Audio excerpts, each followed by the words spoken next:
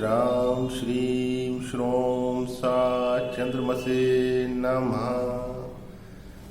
मित्रों, 3 काम जो प्रत्येक गृहस्थ आश्रम में रहने वाले जातक को अपने घर में धन की बरकत के लिए, स्वास्थ्य सबका अच्छा बना रहे इसके लिए, विशेष तौर पे मन का स्वास्थ्य, मन चंगा तो कठौती में गंगा दोस्तों, अर्थात मन का ठीक होना बहुत आवश्यक है और साथ में धन का प्रॉपर मात्रा में घर पर को आना,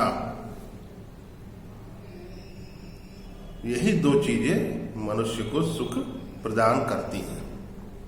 तो 3 काम जो प्रत्येक गृहस्थ आश्रम वाले को बहुत ध्यान के साथ अपने घर में करना चाहिए। नंबर 1 बात तो मित्रों कि मेरी माताएं, मेरी बहनें अपने किचन के सिंक के अंदर रात्रि काल में गंदे बर्तन भरकर बिल्कुल भी मत रखिए कि सुबह को धो लेंगे।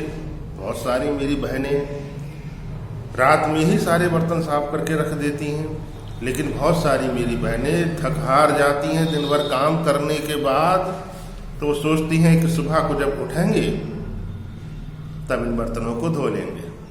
ऐसा बिल्कुल मत करिए। यदि बहुत थक जाती हो, बिल्कुल करने का मन नहीं हो रहा हो, तो उन बर्तनों को किसी टोकरी में प्लास्टिक की या जो भी आपके पास चीज हो, टब वगैरह, उसमें भर करके किचन के बाहर निकाल दीजिए।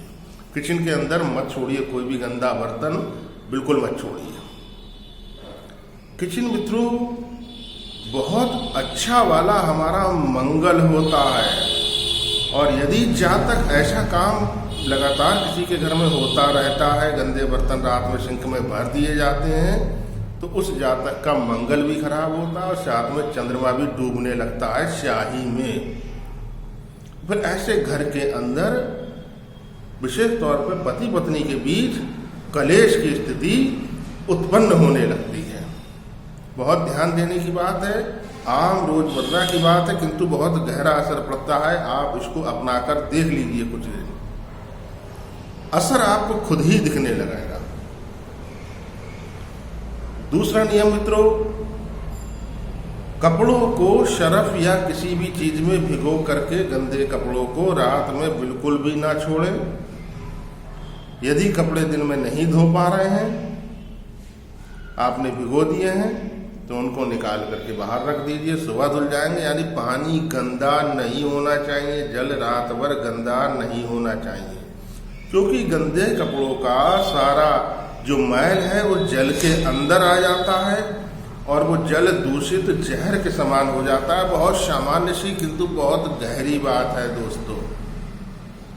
और ऐसे परिवार के अंदर चंद्रमा कुपित होने लगते हैं यदि कोई इस तरह का नियम बनाकर रखता है। कपड़े उतने ही भिगोइए जितने धो सकते हैं, अधिक कपड़े मत भिगो के रखिए, रात में बिल्कुल भी मत छोड़िए। बहुत सारी बहनें, बहुत सारे भाई ऐसा करते होंगे निश्चित ही। तो जल गंदा नहीं होना चाहिए रात्रि काल में, विशेष तौर पे, क्योंकि चंद्रमा रात में ही दर्शन देते हैं, बलवान होते हैं, और उस बलवान होते चंद्रमा को आप खुद अपने हाथों से गंदा और कमजोर कर रहे हैं। धन और मन दोनों तबाह यदि लगातार ये क्रम चलता रहता है। तीसरा काम मित्रों, किसी भी प्रकार से इस बात को अपना लीजिए और फिर फर्क देख लीजिए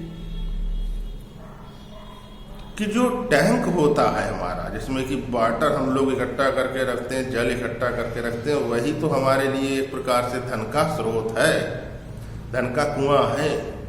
उसको बहुत लंबे समय तक बहुत सारे लोग आलस्य की वजह से, लापरवाही में, या फिर उस पर केयरलेस हो जाते हैं और उसकी सफाई नहीं करवाते हैं। लंबे लंबे समय तक जब कोई समस्या आ जाती है, पानी की सप्लाई रुकने लगती है, कोई प्रॉब्लम होने लगती है, तब सभी काम करने के लिए सब दौड़ने लगते हैं कि अरे भाई टैंक भी साफ करवाना, अरे भाई पाइप भी साफ करवाने, वाटर लाइन भी साफ करवानी है।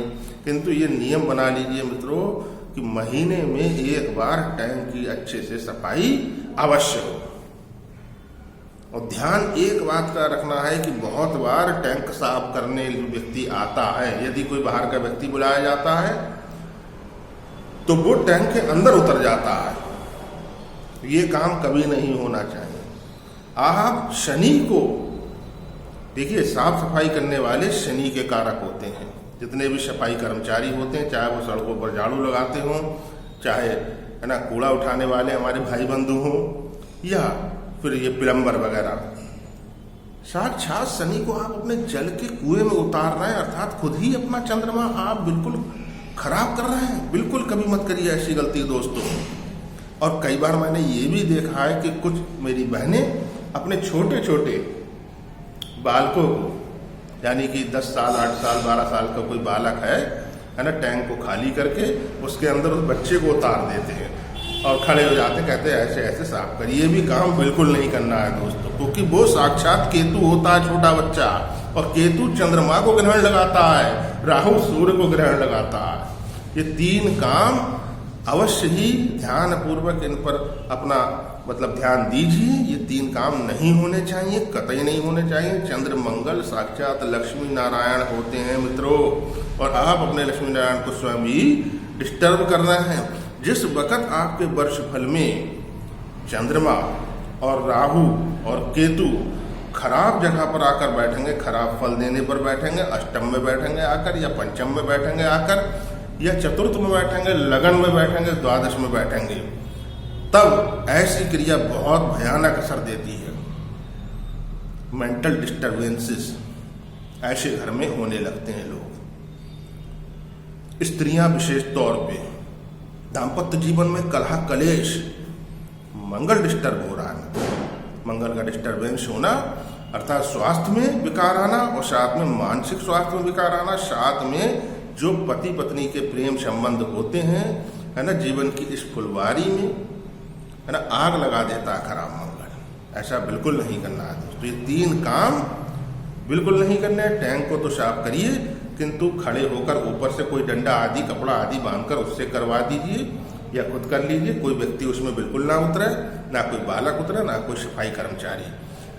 किचन के अंदर गंदे बर्तन रात में मत छोड़िए, और गंदे कपड़े पानी में भिगोकर बिल्कुल मत रहने दीजिए। घर में कहीं पर को भी गंदा पानी नहीं होना चाहिए। इसके अलावा मित्रों, जिनके भी चंद्रमा खराब है, कुंडली के अंदर खराब फल दे रहे हैं, जिनको बहुत मेंटल प्रॉब्लम हो रही है, साइकोलॉजिकल प्रॉब्लम हो रही, रात में नींद बिल्कुल नहीं आ रही है, बेचैनी बहुत ज्यादा है, किसी भी बात को सोचने की गति बहुत ज्यादा, समस्या थोड़ी सी है, बहुत विकराल रूप में आपने अपने दिमाग के अंदर उसको बना रखा है, ऐसे जातक रात में दूध बिल्कुल नहीं पिएंगे। और दूध से बनी चीजें जैसे कि बर्फी, पेड़ा, कलाकंद, रबड़ी, लौज, पीली लौज बिल्कुल भी नहीं खाना। ऐसे जातक पनीर खा सकते हैं दोस्तों, दही खा सकते हैं, क्योंकि ये चीजें दूध को फटाकर बनाई जाती है, अर्थात दूध फाड़ करके बनाई जाती है। मित्रों, मैं आचार्य आशीष शास्त्री आपकी सेवा में अनवरत तत्पर। दोस्तों, वीडियो को लाइक अवश्य करके जाइए, आपका एक लाइक हमारे लिए अनमोल है। चैनल पर पहली बार हो, सब्सक्राइब करना ना भूलें। वीडियो को अधिक से अधिक शेयर करते रहिए, ताकि अन्य लोगों को भी, है ना, लाभ मिले। किसी का भी कल्याण अगर आपके द्वारा होता है तो उसका एक अंश परमात्मा आपको भी अवश्य देता है। वो दिखता नहीं है मित्रों, उसकी कृपा कभी आती हुई दिखती नहीं है,